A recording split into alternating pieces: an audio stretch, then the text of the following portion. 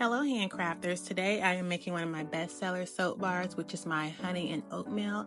I always add colloidal oatmeal and kaolin clay to all of my soap bars, and I mix those in the oils, that way I can stick blend without worrying about reaching trace. And then of course I add my last solution and I stick blend there until I reach trace. And I'm going for a light trace, but as you can see later on, that is not what I poured at. So soap is unpredictable.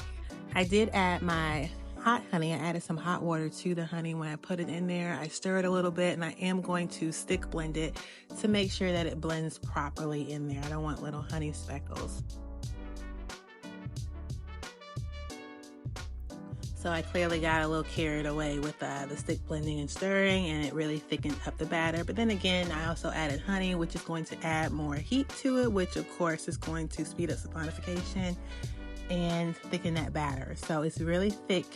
It's creamy and nice. It's still nice soap. We go clean that up, y'all. It is going to be okay. But it was a little bit thicker than I anticipated. But that's fine. It's going to work out just fine. And I already added my honey and oats fragrance. I think I lost that footage, but it was already added to the soap bar because it has this very like oaty smell to it. It smells really good. People love it. It is my number 2. Lavender Bliss is my number 1. Honey and oatmeal is my number 2. And honey and oatmeal is the one that my kids love the most. So it's really good for, baby skin, sensitive skin. And then I just use my fork because I love to texture it with the fork. I've tried different things, but I don't know. I keep going back to this whole fork thing. And I use a thermometer to kind of smooth out the middle. Then I am going to put my bubble wrap down the middle for this soap. I always put it down the middle. And then I'm going to let this sit I put it in the fridge for 24 hours, not the freezer, the fridge for 24 hours. And then I let it sit out in room temperature for 24 hours before I cut it. And here is the cut.